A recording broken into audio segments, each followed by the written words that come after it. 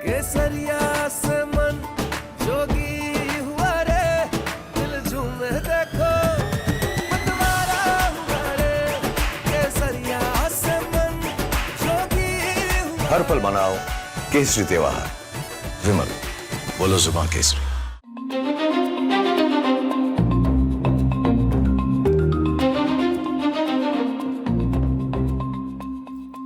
नमस्कार, आप सभी का बहुत बहुत स्वागत है। मेरा नाम रुबिका लियाकत है और इस वक्त आप देख रहे हैं टाइम्स नाउ न भारत। 8:50 हो चुके हैं। न्यूज की पाठशाला में आपका दाखिला हो चुका है। मैडम आ चुकी है। क्लास आप जानते ही हैं, ये क्लास आपके और आपसे जुड़े हर विषय की है। इसे पढ़कर आप देश के सजग नागरिक बनेंगे, ये वादा है। और वादा तो ये भी है कि पढ़ाऊंगी ऐसा कभी किसी ने नहीं पढ़ाया होगा। सबसे पहले आज पाठशाला में कौन कौन से सब्जेक्ट्स आपके लिए लेकर आए और किस किस पर लगेगी क्लास। चैप्टर नंबर 1 बहुत महत्वपूर्ण है।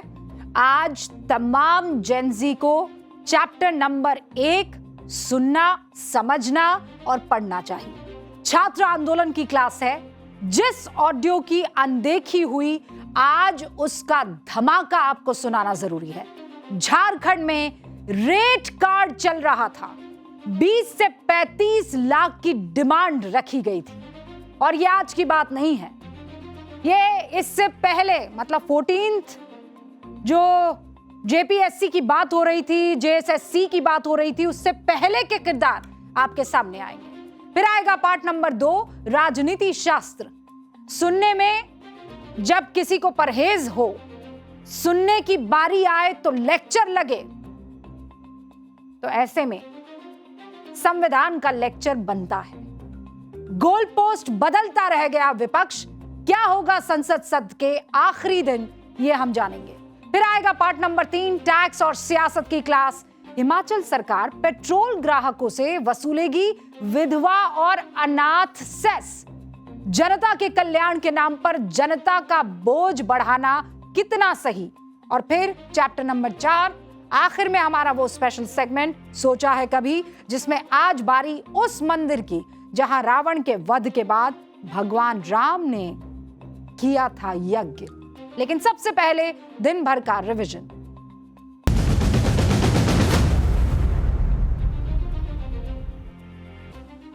जेपीसी में भेजा जाएगा एफसीआरए संशोधन विधेयक। लोकसभा में ध्वनि मत से बिल भेजने का प्रस्ताव। गृह राज्य मंत्री नित्यानंद राय ने रखा था प्रस्ताव। जेपीसी में संसद के 31 सदस्य शामिल होंगे। जले हुए नोटों के मामले में जस्टिस यशवंत वर्मा पर तीनों आरोप साबित हो गए हैं। समिति की फाइनल रिपोर्ट लोकसभा में पेश कर दी गई है। घर में मिले नोटों पर जवाब नहीं दे पाए जस्टिस वर्मा। पश्चिम बंगाल में पीएम केयर्स फंड पर कैग का बड़ा खुलासा। टीएमसी सरकार में फंड के इस्तेमाल में गड़बड़ी। कोरोना काल में ऑक्सीजन और वेंटिलेटर जैसे करोड़ों के संसाधन मरीजों के काम नहीं आए। पूर्व राष्ट्रपति रामनाथ कोविंद की आत्मकथा माय लाइफ माय स्ट्रगल्स का विमोचन हुआ। पीएम मोदी ने युवाओं से ऑटोबायोग्राफी पढ़ने की अपील की। कहा मुश्किलों से नहीं होना चाहिए मायूस। जेल में बंद समाजवादी पार्टी के पूर्व सांसद आजम खान से मिले शिवपाल यादव। रामपुर जेल में बेटे अब्दुल्ला आजम से मुलाकात हुई। मीडिया से बात किए बगैर वापस रवाना हुए शिवपाल। अतीक के बेटे आबान के एक्सीडेंट का वीडियो अब सामने आ गया है। बेकाबू होकर डिवाइडर से टकरा गई थी कार। दूसरी कार के डैश कैम में रिकॉर्ड हो गया यह पूरा एक्सीडेंट। रामगोपाल यादव ने मौत पर उठाए थे सवाल।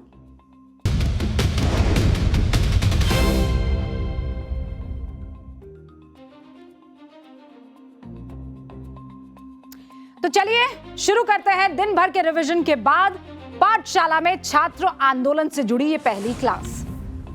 मैं इस क्लास की शुरुआत करूं उससे पहले मैं तमाम जेनजी से ये उम्मीद करती हूं कि वो सब आज टीवी पर बैठ जाएंगे, स्क्रीन पर। टाइम्स नाउ नव भारत पर अब जो खुलासा होने जा रहा है उसको बहुत गौर से सुनेंगे। झारखंड में छात्रों का प्रदर्शन 19 दिनों से जारी है। छात्र अपनी मांग पर अड़े हुए हैं और जयपाल सिंह मुंडा स्टेडियम में डेरा जमाए बैठे हैं। छात्र सिर्फ और सिर्फ एक मांग कर रहे हैं, और यह मांग कर रहे हैं कि झारखंड में परीक्षा का जो सिस्टम धांधली के आरोपों में घिरा हुआ है उसकी जांच हो और पूरा सिस्टम साफ हो। कल मैंने न्यूज की पाठशाला में आपको क्या दिखाया था कि जेएसएससी को लेकर सीबीआई जांच की मांग क्यों इतनी जरूरी हो गई है। हमने बकायदा जो पहले शिकायतकर्ता थे उनको आपके सामने लाया और वो एसआईटी की प्रिलिमिनरी रिपोर्ट भी आपके सामने रख दी। आज आपको झारखंड की दूसरी विवादित परीक्षा यानी जेपीएससी की पूरी कहानी बताऊंगी। ऐसे सनसनीखेज खुलासे सामने आ रहे हैं जिसने सोचने पर मजबूर कर दिया है कि क्या हर एक लेवल पर धांधली चल रही थी। 14वीं जेपीएससी की प्रारंभिक परीक्षा और 2023 और 2025 की बैकलॉग परीक्षा को झारखंड सरकार ने रद्द तो कर दिया, लेकिन सवाल 11वीं से लेकर 13वीं जेपीएससी पर भी उठ रहे हैं। इसकी जांच करने की बात झारखंड सरकार अभी तक कर रही है। छात्रों का कहना है कि अगर इतने बड़े पैमाने पर एक एग्जाम में टीडीपीएल जैसी प्राइवेट एजेंसी इतना बड़ा घोटाला कर सकती है, तो फिर बाकी एग्जाम जो इसी एजेंसी ने कराए हैं उन पर भरोसा कैसे किया जाए? बात तो सही है। आज इसी 11वीं से लेकर 13वीं जेपीएससी की परीक्षा के बारे में एक्सक्लूसिव खुलासे हम करने वाले हैं। छात्रों का आरोप है कि 11वीं से 13वीं की परीक्षा में मेंस एग्जाम देने वाले कैंडिडेट्स को फोन गए थे एग्जाम पास करवाने और नियुक्ति के लिए लाखों रुपए की डिमांड की गई। इस कथित आरोप की कॉल रिकॉर्डिंग आज न्यूज की पाठशाला के पास मौजूद है और आज आप वो सुनने भी वाले हैं। इन ऑडियो कॉल्स को लेकर एफआईआर भी दर्ज करवाई गई थी, जिस पर अब तक कोई एक्शन नहीं लिया गया। सीएम सोरेन को भी इस मामले की जानकारी लगी थी, इस पर बकायदा उन्होंने ट्वीट भी किया था। इसके अलावा छात्रों का सीधा आरोप है कि 2002 में जेपीएससी की जो एसओपी बनी हुई थी उसे पूरी तरह से दरकिनार करके चेकिंग को अचानक डिजिटल कर दिया गया और इसका टेंडर भी उसी काली करतूत करने वाली एजेंसी टीडीपीएल को दिया गया, जिससे जुड़ा अभय तिवारी इस वक्त जेल में बंद है। आरोप बहुत खतरनाक है। ज्यादा जानकारी के लिए इस वक्त मेरे साथ मेरे सहयोगी रांची से अभिषेक राज जुड़ गए हैं। वो लगातार एक के बाद एक बड़े खुलासे कर रहे हैं और मैं आपको ये बता देना चाहती हूं कि अभिषेक उन तमाम लोगों के छात्रों के संपर्क में है जो इस संघर्ष को आज से नहीं बरसों बरस से सरकार के आंखों के नीचे और ध्यान में लाने की कोशिश कर रहे हैं। बहुत बहुत शुक्रिया अभिषेक एक बार फिर हमारे साथ जुड़ने के लिए। और आज जो खुलासे होने वाले हैं वो तो और भी खतरनाक है, क्योंकि यहाँ एसआईटी की रिपोर्ट नहीं, यहाँ पर सबूत हैं। वो सबूत जो बताते हैं कि धांधली किस लेवल पर चल रही थी।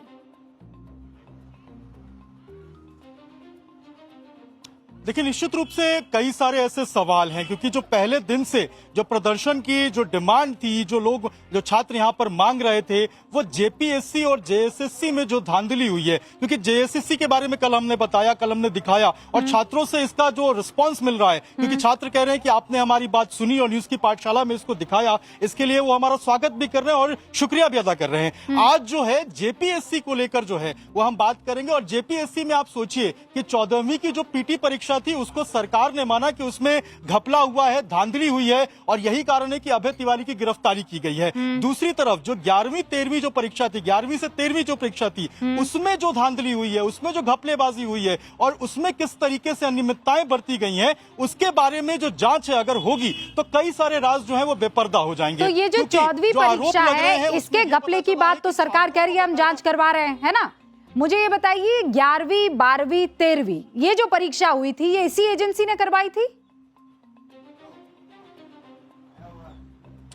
देखिए, निश्चित रूप से जो अभय तिवारी है इसका इन्वॉल्वमेंट रहा है और अब जो हमारे सूत्रों के अनुसार जानकारी मिल रही है, इसने बकायदा सीआईडी के सामने जो हमारे सोर्सेज बता रहे हैं उसने कबूला है कि टीडीपीएल एजेंसी और जो जेपीएससी एग्जामिनेशन है उसके दोनों के बीच में साठ गांठ करा के स्टूडेंट्स को पास कराने के लिए जो पैसे हैं वो बाकायदा मांगे गए थे, लिए गए थे। ऐसे में छात्र अब डिमांड कर रहे हैं कि अगर सीबीआई की जांच हो जाए तो दूध का दूध और पानी का पानी हो जाएगा। यही कारण है कि लगातार सीबीआई की जांच की जो मांग है वो छात्रों की तरफ से उठ रहा है और वो कह रहे हैं कि अभी सीआईडी पे हमें उतना भरोसा नहीं रह गया है, क्योंकि जिस तरीके से पिछले कुछ एग्जामिनेशन में जो सीआईडी में जो जांच हुई है और जो रिपोर्ट्स जिस तरीके से सार्वजनिक नहीं किए गए हैं, पारदर्शिता नहीं बरती गई है, ऐसे में अगर सीबीआई इस मामले की जांच करे तो ज्यादा विश्वास रहेगा और जो दूध का दूध और पानी का पानी है इस पूरे मामले में होता हुआ नजर आएगा। हाँ, यही कारण है कि छात्र अब रिक्वेस्ट कर रहे हैं सरकार से। हाँ, और यही वजह है कि हम ये जो सारी डिटेल्स छात्रों ने इकट्ठी की है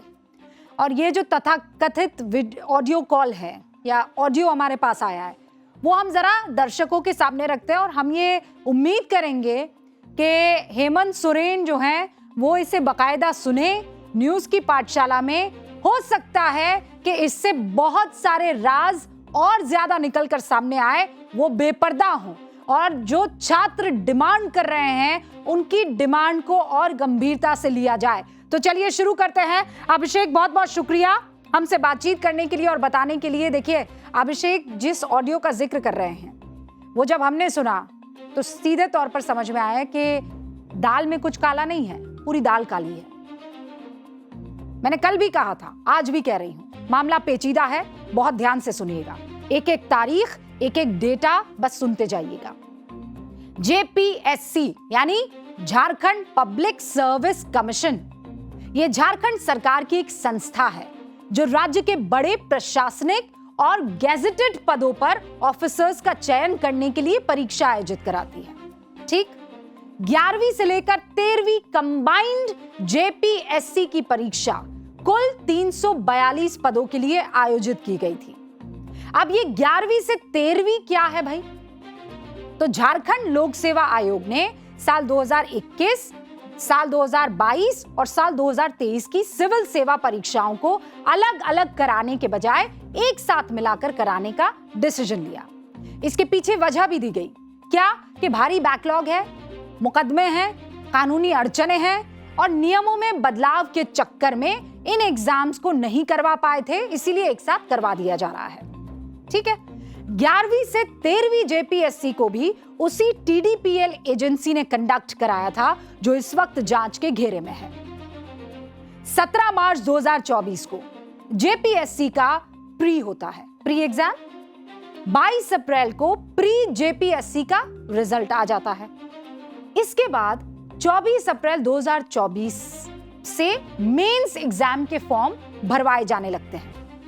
22, 23, 24 जून पेपर होता है। 22, 23, 24 जून 2024 को जब मेंस का एग्जाम होता है तो आरोप है कि तब इसके फॉर्म्स बंद हो चुके थे, लेकिन कुछ अभ्यर्थियों के लिए मेंस एग्जाम होने से 20 दिन पहले फिर से फॉर्म ओपन हो जाते हैं। 25 जून यानी पेपर होने के एक दिन बाद छात्रों को पता लगता है कि ऑनलाइन मार्किंग सिस्टम ओएमएस, उसके जरिए डिजिटली पेपर चेक किए जाएंगे। झारखंड में इससे पहले पेपर फिजिकली चेक हुआ करते थे, डिजिटली नहीं होते थे। जेपीएससी ने कहा कि उन्होंने चेकिंग के लिए अपना इन हाउस सिस्टम तैयार कर लिया है और इसी के थ्रू अब डिजिटल चेकिंग की जाएगी। छात्रों ने आरोप लगाया कि बिना कुछ बताए, बिना एसओपी के प्लान किए या उसका पालन किए ये फैसला ले लिया गया। ये छात्र आरोप लगा रहे हैं और इसीलिए वो चाहते हैं कि इसकी जांच हो। अगर ये आरोप गलत साबित हो जाएंगे तो ठीक है, नहीं तो सब कुछ क्लियर हो जाएगा। अब इसी दौरान एक अलग मामला सामने आता है। जिस जेपीएससी का कोई अध्यक्ष नियुक्त नहीं था, उस वक्त मेंस का एग्जाम देने वाले कई छात्रों के पास अननोन नंबर से कॉल आते हैं। खुद को जेपीएससी का कर्मचारी बताकर स्टूडेंट से फोन पर बात की जाती है। और ये एक बच्चा नहीं है, कई कई कॉल रिकॉर्डिंग्स हमारे पास मौजूद है जिसमें ये कहा जा रहा है इतने पैसे दे दो, मेंस में पास करा देंगे। स्टूडेंट्स को उनके नाम बताए गए, माँ बाप का नाम बताया गया, उनके ऑल्टरनेट नंबर पर फोन किया गया। जिनके पास भी फोन आया उन छात्रों का कहना है कि ये सारी डिटेल्स उन्होंने अपने जेपीएससी के एग्जाम फॉर्म में भरी थी और किसी के पास ये डिटेल्स नहीं थी। छात्रों से कहा गया कि अगर पेपर पास करना है तो इतने इतने लाख रुपए हमको दे दो। नियुक्ति के लिए किसी से 2.5 लाख रुपए, किसी से 4 लाख रुपए तक की डिमांड की गई। और अब मैं आपके सामने बगैर वक्त जाया किए उस एक्सक्लूसिव ऑडियो को रखने जा रही हूं, आप खुद सुनिए। कर रहा हूँ, अपलोडिंग कर रहा हूँ तो देख रहा हूँ इसमें आपका नोट क्वालिफाई कर रहे हैं जी, आपका सिलेक्शन नहीं हो पा रहा है। तो क्या इसमें चाहते हैं मैनेज करके सिलेक्शन करवाना? कितना मार्क्स आया है मेरा? मार्क्स देखिए, जो लिस्ट आता है ना, क्वालिफाइड नोट क्वालिफाइड का लिस्ट आता है। मार्क्स अभी बार कोटिंग होके आता है। जब तक आपका स्कैनिंग, टैलेटिंग, एडिटिंग, डाटा एंट्री करके आपका हार्ड डिस्क में कॉपी करके पोर्टल पे नहीं चढ़ जाता, आपका मार्क्स नहीं शो करता है, क्योंकि बार कोटिंग होता है। नोट क्वालिफाइड लिस्ट रहता है। तो आपका नोट क्वालिफाइड लिस्ट है। आपका डेट ऑफ बर्थ 12 मार्च 92 है ना? हजारीबाग से हैं। आपका 10th में 72, 12th में 59 और ग्रेजुएशन में 58। आधार कार्ड हो गया 5394। हाँ सर, ठीक है, आप जो बोल रहे हैं वो सही है। तो इसके लिए क्या करना है? तो अगर चाहते हैं मैनेज करवाना तो इसमें कुछ खर्च आएगा, कर पाएंगे? इसमें कुछ खर्च लगेगा, कर पाएंगे? खर्च कितना देना होगा सर? इसमें आपको 3 लाख रुपया खर्च लगेगा, जिसमें से आपको 50,000 आज करना है, फिर आपका 2.5 लाख रुपया सिलेक्शन के बाद। अच्छा, तो ये कंफर्म होगा कि नहीं होगा? कंफर्म 100% रहेगा। अगर आप पेमेंट दे रहे हैं तो कंफर्म रहिए। तो पेमेंट किसको देना होगा? By account. मेरा नाम ईशांत हुआ, मैं अपना अकाउंट नंबर दूंगा, उसमें करना होगा। आपका क्या नाम हुआ? मेरा नाम ईशांत हुआ, मिस्टर ईशांत। ईशांत क्या टाइटल आगे? ईशांत कुमार। आप जेपीएससी में काम करते हैं? हाँ, क्लर्क पोस्ट पे हूँ। अच्छा, तो फिर वहाँ सर अगर जांच बैठेगा तब तो मेरे खिलाफ हो जाएगा ना? नहीं जी, अच्छा इतना जांच इतना होता है तो क्या होता है? सब मैनेज रहता है तो क्या हो जाएगा? जांच क्या बैठेगा इसमें? पेपर लीक हुआ है, जांच बैठेगा? नहीं, मार्क्स में मान लीजिए रीचेक होता है, इसी तो लड़का लोग तो हंगामा काट रहा है सर। अरे वो सब डिपार्टमेंट मैनेज करता है ना जी, लड़का वाले से हल्ला करने से क्या हो जाएगा?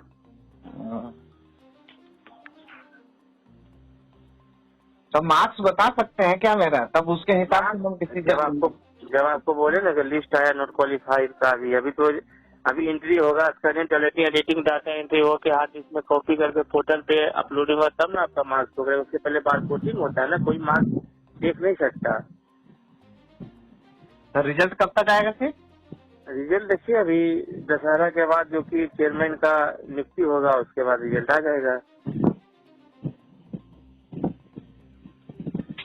सर अभी पैसा कहाँ, हम लोग तो ट्यूशन पढ़ा के पढ़ रहे हैं सर, पैसा उतना अभी कहाँ होगा? अगर ये गारंटी दीजिए कि सिलेक्शन करवाइए, नाम अभी 50,000 अभी कीजिए, उसके 2.5 लाख आपका सिलेक्शन के बाद। अगर 50,000 भी आप नहीं कर सकते हैं तो आप फिर से ट्राई कीजिए।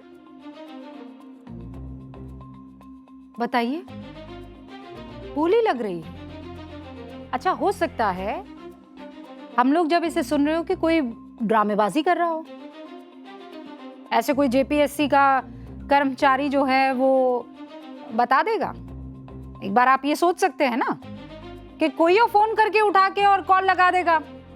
इतनी धांधलेबाजियां चल रही होती है, कोई किसी पेड़ पर चढ़ के और फोन लगा देगा, जैसे आजकल डिजिटल बदमाशियां हो रही हैं। हाँ, बिल्कुल सही बात है। लेकिन ये बताइए कि कोई शख्स 10th के मार्क्स कैसे बता देगा? कैसे बता देगा? 12th के ग्रेजुएशन के मार्क्स कैसे बता देगा? जो कुछ भी आप फॉर्म में भर रहे हैं वो कैसे बता देगा?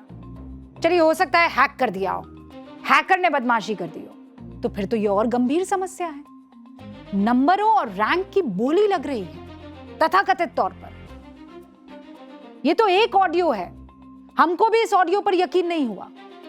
मैं फिर कह रही हूं, हो सकता है किसी ने बदमाशी की हो, लेकिन इस पर किसी तरह का कोई तो संज्ञान लिया जाएगा।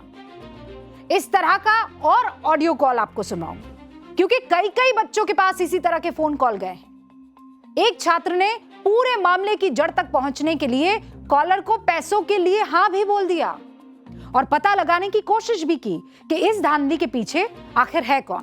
भाई पता लगाना होगा ना कौन है। खुद को जेपीएससी का कर्मचारी बताने वाले कॉलर ने उस छात्र को रांची के जेपीएससी ऑफिस के बाहर तक बुला लिया, यहां तक कि पैसा भेजने के लिए बैंक डिटेल भी भेज दी।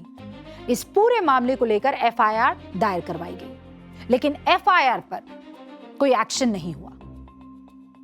ऐसी और ऐसा ही एफआईआर कराने वाले छात्र का यह आरोप है।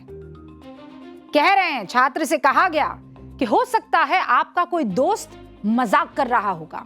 वाजी वाह, पुलिस कह रही है, जैसा मैं सोच रही हूं, पुलिस ने कहा कोई दोस्त आपका मजाक कर रहा होगा। दोस्त को मस्ती मजाक करना होगी, इसीलिए वो पर्सनल नंबर पर फोन करेगा। और इंटरेस्टिंग चीज ये है कि वो आपके दोनों नंबर पर कैसे फोन कर देगा। मान लीजिए पर्सनल नंबर पर उसको मस्ती मजाक करना पसंद नहीं आ रहा, ऑल्टरनेट नंबर कहां से आ जाएगा, और आएगा भी तो वो ये सब बात करेगा। और वो ऑल्टरनेट नंबर जो उसने परीक्षा फॉर्म में डाला हुआ है। सुनिए इसे। आपने कोई एफआईआर कराई थी ना इसमें कॉल रिकॉर्डिंग को लेकर, जो धमकी आप लोग को पैसे वैसे की डिमांड हो रही थी? हाँ, एफआईआर तो कराए थे। कब कराया था? ये एग्जैक्ट कराए थे। हाँ, 2026 में उसका रिजल्ट आया है, 25 का नवंबर दिसंबर होगा। अच्छा ठीक है। तो ये क्या एफआईआर में मतलब जो आपने कराया था इसमें कुछ कार्रवाई हुई कि नहीं हुई? वैसा कुछ कार्रवाई के बारे में तो हमें सूचित नहीं किया गया। हाँ, हमने एफआईआर को किया था और मीडिया में हमने बताया था कि ऐसा ऐसा कॉल आ रहे हैं।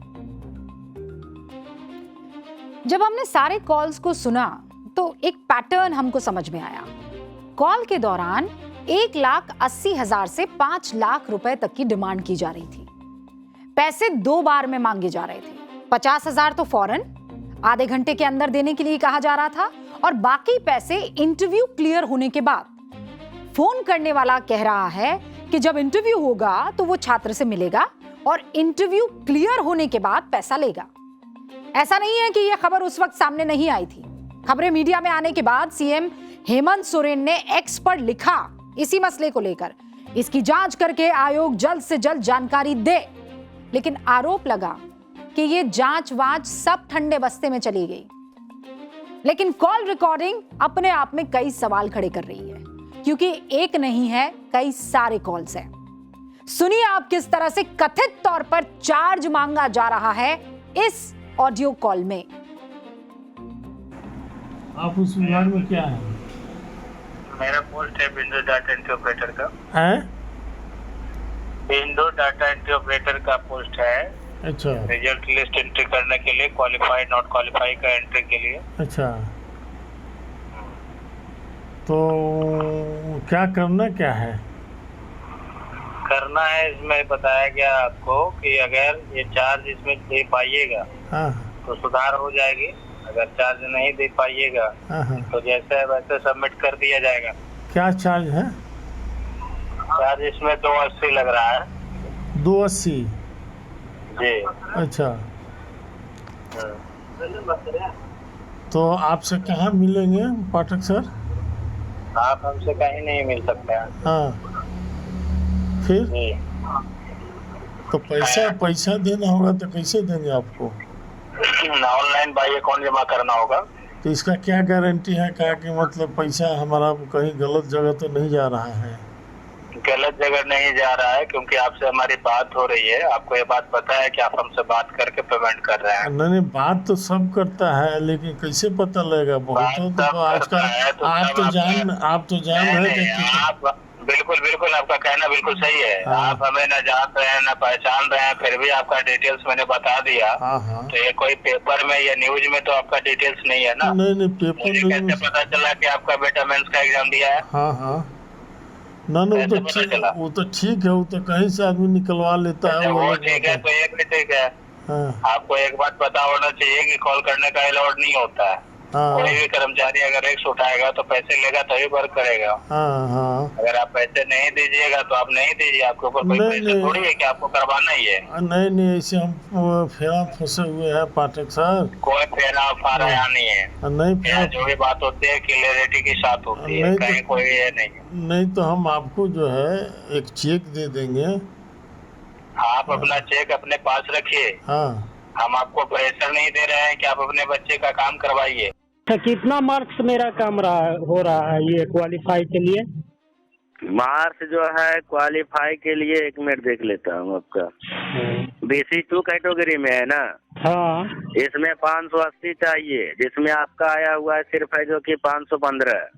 अच्छा 515 का तो ढेर कम रहा है। हाँ जी।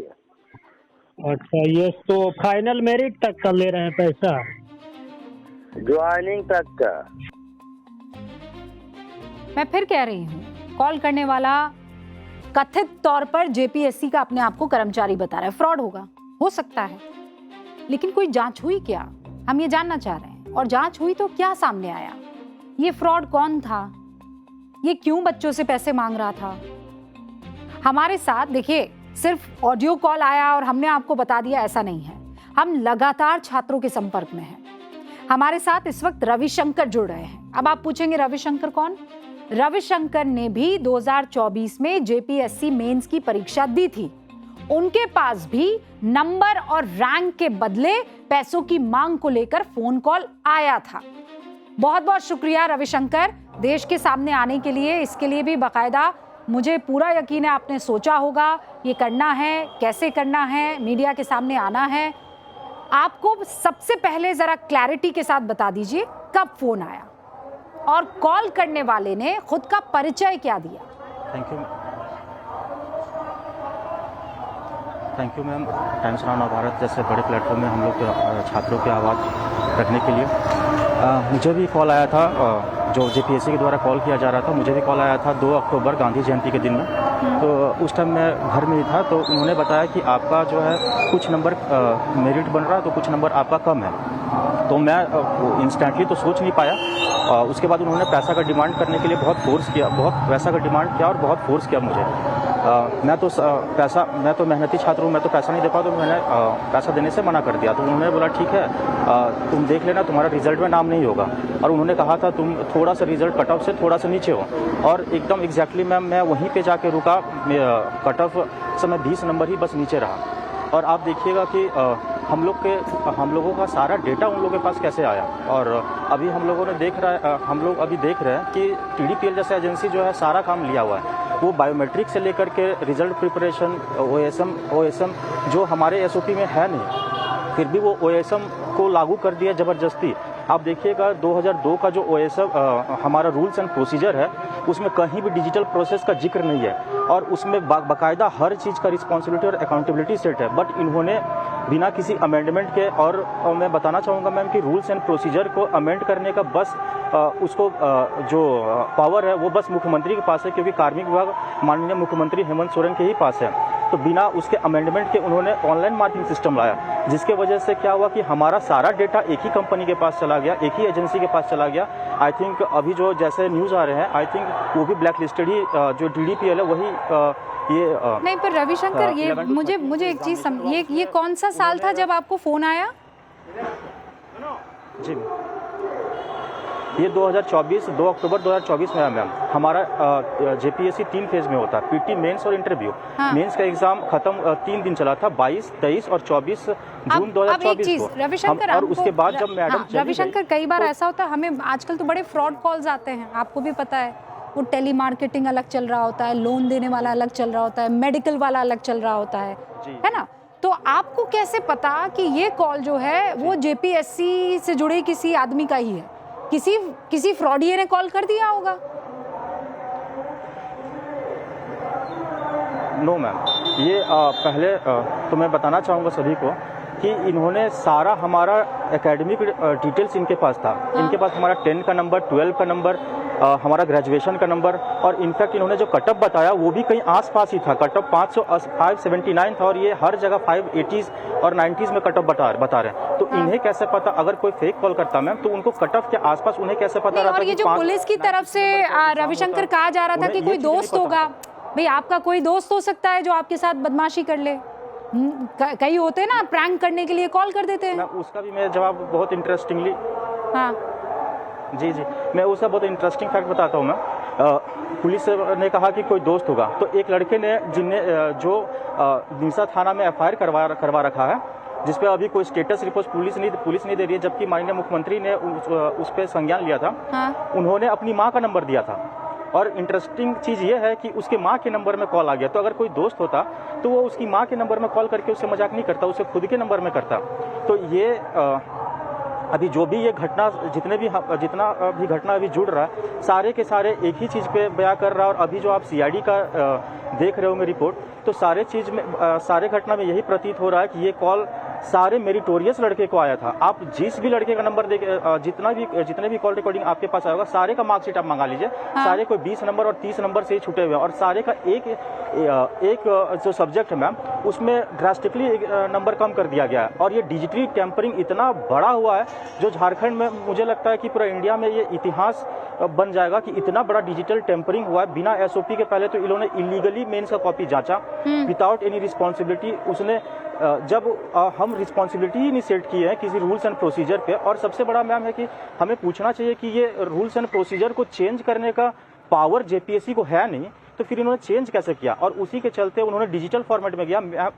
जब चेयरमैन मैम रिटायर हो गई, उसके बाद डिजिटल डेटा किसके पास चला गया? मुझे लगता है डिजिटल डेटा के साथ बहुत ही बड़ा छेड़छाड़ हुआ है, और ये उसी हम लोग के डेटा से ही और ये मेरिट लिस्ट से ही नंबर आया होगा, क्योंकि इन्होंने जितना भी चीज बताया, बातें कर रहे हैं एंड प्लीज अंडरस्टैंड, मुझे आपके मेहनत पर, मुझे आपके काम पर कोई शक नहीं है, पर मेरा काम है कि मैं आपसे सवाल करूं, और वो सारे सवाल जो मेरे मन में आ रहे हैं मुझे करने होंगे। और इसीलिए अब ये अगला सवाल जी मैम, हो सकता है रविशंकर आपकी पढ़ाई में कोई कमी रह गई हो, आपकी मेहनत में कोई कमी रह गई हो, आप 20 अंकों से पीछे रह गए, इसीलिए आपने ये कोई खेल रच लिया कि मुझे फोन आया, उन्होंने कहा पैसा दे दो, पैसा नहीं दे पाया तो मुझे फेल कर दिया। क्या कहेंगे इस पर? मैम मैं बताना चाहूँगा, मैं 2016 से UPSC का तैयारी कर रहा हूँ, और मेरा इंटरेस्टिंगली मेरा PSIR ऑप्शनल रहा UPSC में, जिसमें उन्होंने मुझे सबसे कम नंबर दिया है। और मेहनत का जहाँ तक सवाल है मैम, ठीक है, मैं मानता हूँ कि अगर मेहनत में कमी रही हो, तो मैं माननीय मुख्यमंत्री जी से कहना चाहता हूँ कि हम लोगों ने कॉपी देखने के लिए RTI लगाया है, हमें कॉपी नहीं दिखाया जा रहा, अपना खुद का कॉपी हमें नहीं दिखाया जा रहा है। हमारा कॉपी बिना SOP में लिखा हुआ नहीं है फाड़ने का, फिर भी उन्होंने फाड़ दिया, स्कैन किया, और अब वो हमारा कॉपी नहीं दिखा रहे हैं, जबकि हमारा जजमेंट हमारे फेवर में 4 सप्ताह का टाइम उन्हें दिया था, फिर भी वो कॉपी नहीं दिखा रहे। हम लोगों ने कोर्ट हम लोग अभी मूव किया है, कंटेम्प्ट लगाए हैं कोर्ट में, और उसका डेट भी आने वाला है। तो हम चाहते हैं, ठीक है, आप अगर चाहते हो कि अगर हम लोग को तो रेट्रोस्पेक्ट करने के लिए टाइम, हम लोग को तो कॉपी भी देखना पड़ेगा ना मैम, तो हम लोगों ने उसके लिए बाकायदा कॉपी के लिए RTI लगाया, और 7-8 महीना बाद भी वो कॉपी हम लोग को नहीं दिखा रहे। और मैं कहना चाहूँगा माननीय मुख्यमंत्री से, ठीक है, मैं मुख्यमंत्री से ये कहना चाहूँगा कि आप हमारे बड़े भाई हैं, हो सकता है हमारे में गलतियाँ होगी, हो सकता है मैं असक्षम हो सकता हूँ, लेकिन मैं चाहता हूँ कि आप इस पे जांच कीजिए। आप इस पे जांच नहीं किया, और यहाँ के पुलिस वाले को भी आप देखिए मैम कि रांची जैसा जगह में हम नक्सली में, अब झारखंड जो है वो 0% होने वाला है, नक्सली हम खोज के निकाल ले रहे हैं।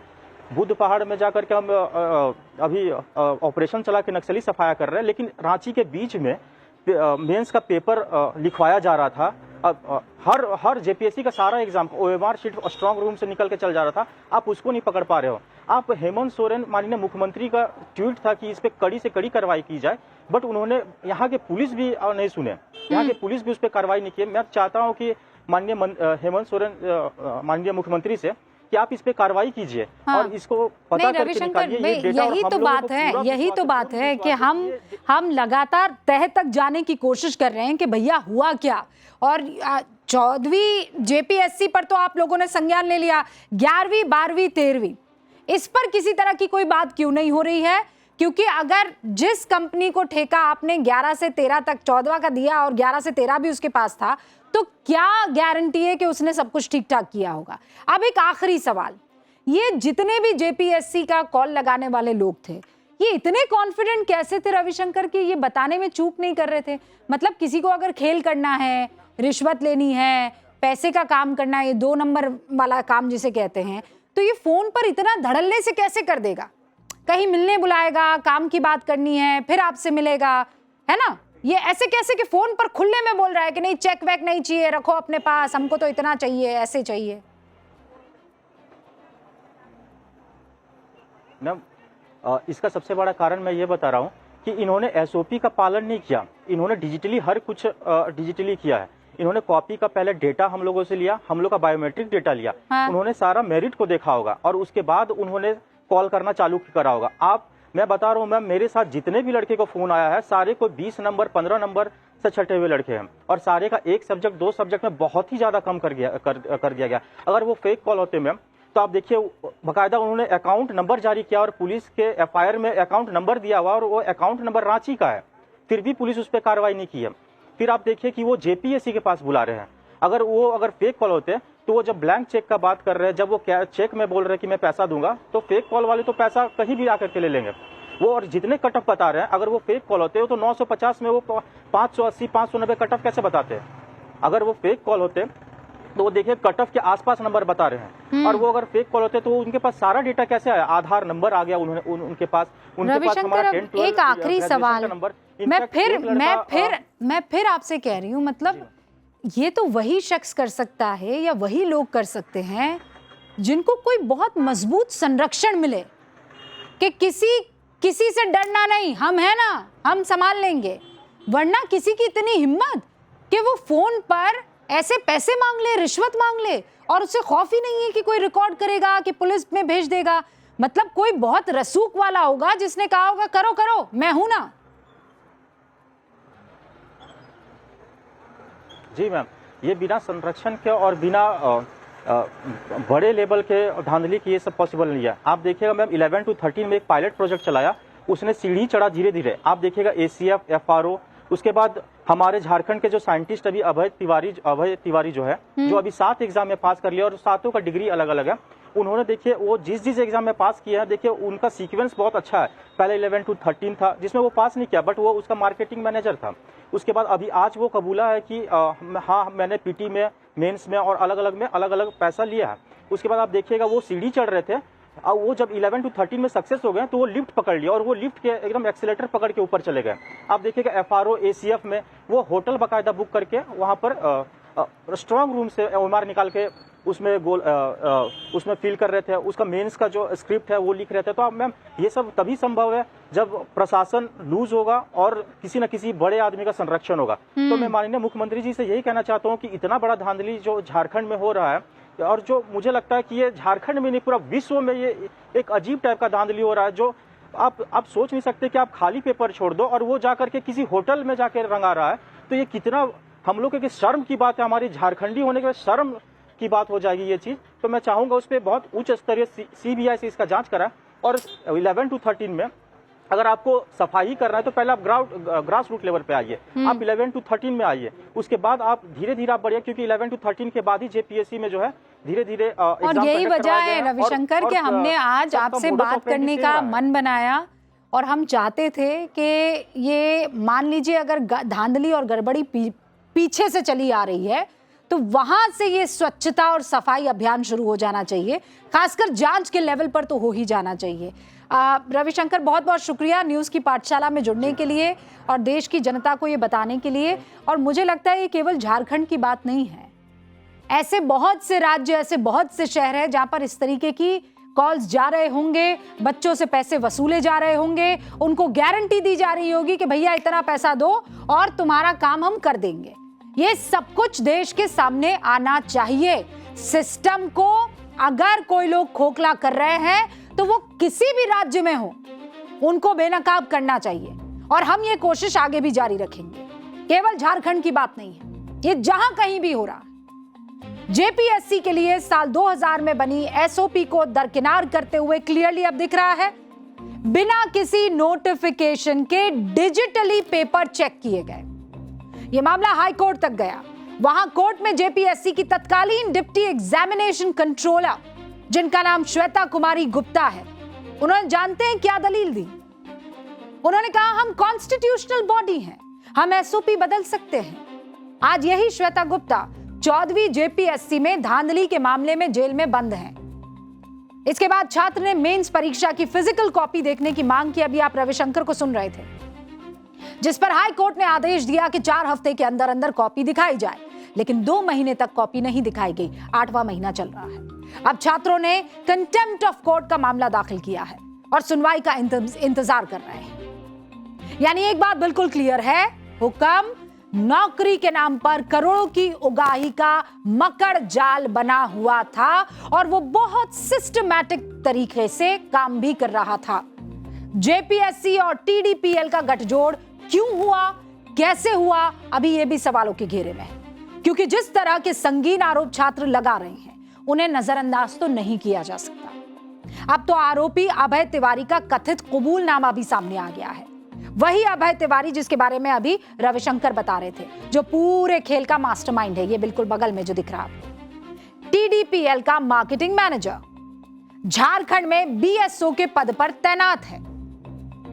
वही अजूबा, यही अजूबा जिसने 13 साल में 12 परीक्षा इस महामानव ने पास कर ली। ये सब जिस झारखंड में हो रहा है, वहां के मुख्यमंत्री का अब आप बयान सुन लीजिए। सारी चीजें बड़ा ही मकड़जाल की तरह बुना हुआ, जो इन्हीं के द्वारा बुनाया गया है। अध्यक्ष महोदय, टीडीपीएल कंपनी कहाँ की है अध्यक्ष महोदय? यूपी की है, लखनऊ की है अध्यक्ष महोदय। वहां से वो षड्यंत्र करके यहाँ के यूपी बिहार के लोगों के साथ जुड़ाव बना करके यहाँ के नौजवानों को दिग्भ्रमित करने का काम कर रहा है अध्यक्ष महोदय। मतलब हेमंत सोरेन जी का इशारा उत्तर प्रदेश की तरफ है। लेकिन सोरेन साहब ये भी तो बताइए कि उत्तर प्रदेश में टीडीपीएल ब्लैकलिस्टेड है। झारखंड में जेपीएससी ने ऐसी संस्था के साथ सर गठजोड़ कैसे कर लिया? और टीडीपीएल का अभय तिवारी जो खुलासा कर रहा है वो भी तो जरूरी है ना। अभय तिवारी सीआईडी के सामने कबूल करता है, हमारे सूत्र बता रहे हैं, 14वीं जेपीएससी पीटी परीक्षा के अलावा 11वीं से 13वीं परीक्षा में भी बड़े पैमाने पर गड़बड़ी हुई थी। यानी जो ऑडियो हमने अभी आपको सुनाया, उसी मामले में अभय तिवारी कथित तौर पर कबूल कर रहा है कि हां गड़बड़ी हुई थी। उसने बताया कि इंटरव्यू में अभ्यर्थियों के नंबर पैसे लेकर बढ़ाए गए। इसने बताया कि 11वीं और 13वीं जेपीएससी परीक्षा में अभ्यर्थियों के साथ पैसों की डील हुई थी। अब सुनते जाइए कि किस पद के लिए क्या-क्या रेट लगाए गए। मैं आपको जरा नोटपैड का रुक करके बताती हूं, क्योंकि किस तरीके से बकायदा ये तय किया गया कि कौन कौन से कितने पैसे जो हैं वो यहां पर लिए जाएंगे। जेपीएससी का ये रेट कार्ड है।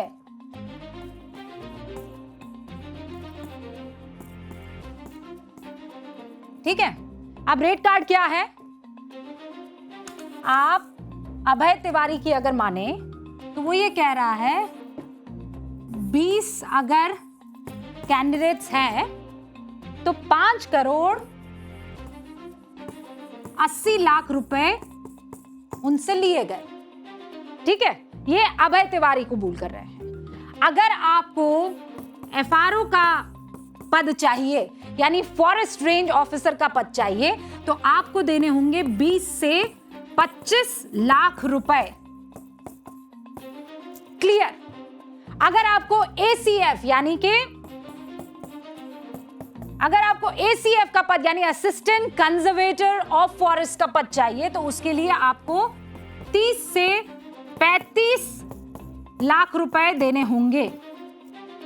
क्लियरली एफआरओ के मतलब जिन जिन लोगों ने 20 से 25 लाख रुपए दिए, उसके पद पर बताया जा रहा है कि 12 ऐसे अभ्यर्थी थे जो फिट रहे पैसे देकर, और एसीएफ के पद पर 8 लोग फिट पाए गए। कैसे? क्योंकि इन लोगों ने दिए पैसे। बिल्कुल क्लियर।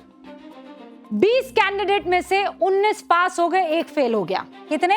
मतलब 20 कैंडिडेट्स ने पैसे दिए बताए जा रहे हैं, 20 में से 19 जो है वो पास हो जाते हैं, एक भाई साहब पैसे देकर भी नील बटा सन्नाटा। यानी झारखंड के लाखों युवा सड़कों पर पसीना बहाते रहे, कमरे में बैठकर रेट कार्ड तय करने वाले लोग उनकी किस्मत का फैसला करते रहे। किस तरह से उगाही और सेटिंग का ये रैकेट चल रहा था, उसकी एक एक परत ये बच्चे ही सामने लाकर रख दे रहे। अगर ये सबूत है तो वो सब के सब पकड़े जाएंगे, असली खिलाड़ी सामने आ जाएगा। और अगर ये सबूत नहीं है, ये कोरी कहानी है, तो जांच के बाद ये भी साफ हो ही जाना चाहिए। और हम उसी का इंतजार कर रहे हैं। अब आगे बढ़ेंगे, आज के राजनीतिक चैप्टर की बात करें। सवाल सीधा है लेकिन तीखा है भैया। देश की संसद क्या राहुल गांधी की शर्तों पर चलेगी? मैं बहुत पिन पॉइंटेड सवाल पूछ रही हूं। उनकी शर्तों से चलेगी, उनकी मर्जी से चलेगी, या फिर संविधान के तय नियमों से चलेगी? आपके लिए सवाल थोड़ा और क्लियर कर देती हूं। नेता विपक्ष जिस हिसाब से नियमों की व्याख्या कर रहे हैं, अपनी पार्टी को चला रहे हैं, क्या वो संसद को भी उसी तरह चलाना चाहते हैं? आज संसद में जिस तरह उन्होंने एक बार फिर अपना गोल पोस्ट बदला, ये सवाल उसी के बाद उठा रहे हैं। नीट लाठीचार्ज, जिसे मुद्दा बनाकर कांग्रेस पार्टी ने मौजूदा संसद सत्र के 16 दिनों तक खूब हो हल्ला मचाया, संसद की कार्रवाई ठप करने में पूरी जान लगा दी, शक्ति प्रदर्शन के लिए विपक्ष को गोलबंद किया, कहा कि नीट लाठीचार्ज पर संसद में चर्चा हो, गृह मंत्री को आना पड़ेगा, आधिकारिक बयान देना पड़ेगा। ठीक है, देना भी चाहिए, आना चाहिए अमित शाह को बयान देने। लेकिन अब जब अमित शाह खुद कह रहे हैं कि आता हूं, जवाब देता हूं, सरकार तैयार है, तो राहुल गांधी अलग हट लिए दिखे। संसद में चर्चा नहीं चाहिए, सिर्फ हाँ ना में जवाब दो। राहुल जी के तर्क भी ऐसे अजब गजब है जिसे सुनकर कोई भी एक बार के लिए माथा पकड़ ले। विपक्ष के नेता कंफ्यूज हैं ही, कांग्रेस सांसदों को भी नहीं सूझ रहा है कि अपने नेता को अब कैसे डिफेंड करें। बड़ा दिलचस्प चैप्टर है, सब पर बात करूंगी। पहले आप राहुल गांधी जी को सुन लीजिए। So the question is not whether Mr. Amit Shah comes and opines. We don't care what he has to say. Okay. First of all, the most important thing to understand is 20 दिन के लिए गायब हो गए। यहाँ बैठे थे, गाड़ी आती थी जाती थी, 30 गाड़ियां उनके, student should know this, 30 cars around Amit Shah. उनके घर के सामने जाइए, वहां पे मतलब 1000 पुलिस वाले खड़े हुए हैं कि कोई बच्चा ना आ जाए। तो गुब्बारे में से गैस निकल गई, अब लास्ट मिनट वो उसमें फिर से गैस भरने की कोशिश कर रहे हैं, बट गुब्बारा फट गया है। Amit Shah has no courage, the home minister of India has no courage, he can not come to the house. Rahul ji क्या कहानी सुना रहे हैं? किसका गुब्बारा फट गया? कौन उसमें लास्ट मिनट में हवा भरने की कोशिश कर रहा था? गृह मंत्री ने तो अपनी मांग मान ली, मतलब आपकी। सदन में हर सवाल का जवाब देने के लिए तैयार हैं। यहां तक कह दिया कि बहस 24 घंटे भी खिंचेगी तो संसद में बैठेंगे, सबकी सुनेंगे और सबका जवाब देंगे। गृह मंत्री ने ऑफिशियल चिट्ठी भी लोकसभा अध्यक्ष को भेज दी है। हमारे दर्शक भी देख लें, देश के सामने सब कुछ क्लियर है। अमित शाह का आज का बयान सुनिए और राहुल गांधी की प्रतिक्रिया भी। कि मैं किसी भी सवाल का जवाब देने के लिए संसद में तैयार हूं, मगर वो चर्चा ही नहीं होने देना चाहते। अब जनता तय करे कौन भाग रहा है। सभी प्रकार की चर्चा के लिए हम तैयार हैं। मैं सदन में ही बैठूंगा, सबको सुनूंगा और सब चीजों का जवाब दूंगा। सरकार के पास छुपाने के लिए कुछ नहीं है। वो भी चर्चा करूंगा कि आपने क्यों चर्चा नहीं चाहिए। We are not interested in listening to Mr. Amit Shah's imagination. We are not interested in him giving us a lecture or a discussion. We are interested in one simple thing. We are not interested.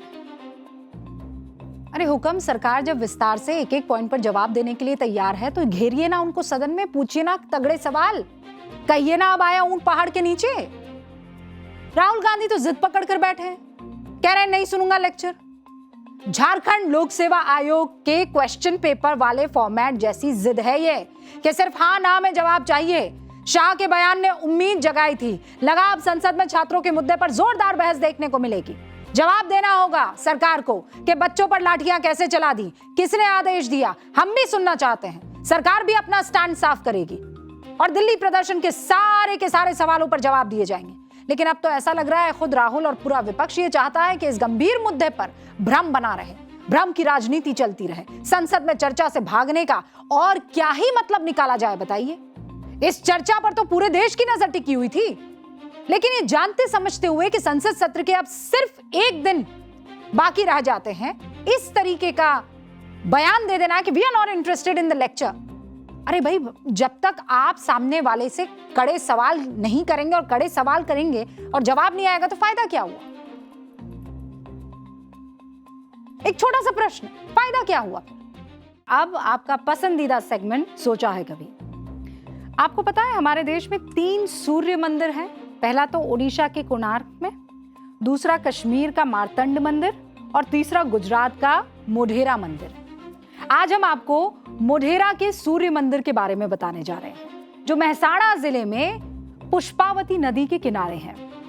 इसका निर्माण हुआ था 11वीं शताब्दी में सोलंकी वंश के राजा भीमदेव प्रथम के शासनकाल में। पौराणिक कथाओं की मान्यता यह है, रावण का वध करने के बाद भगवान राम को ब्रह्म और ब्राह्मण हत्या का पाप लगा। इसी पाप से मुक्ति पाने के लिए गुरु वशिष्ठ की सलाह पर भगवान राम ने मोढेरा में यज्ञ किया था। आज उसी स्थान पर यह मंदिर है। मंदिर के सभा मंडप में 52 नक्काशीदार स्तंभ हैं, जिन पर रामायण और महाभारत के सुंदर दृश्यों को उकेरा गया है।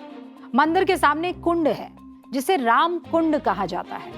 मंदिर से जुड़ी एस्ट्रोनॉमी भी कमाल की है। माना जाता है कि मंदिर पुष्पावती नदी के किनारे ठीक कर्क रेखा यानी ट्रॉपिक ऑफ कैंसर पर मौजूद है।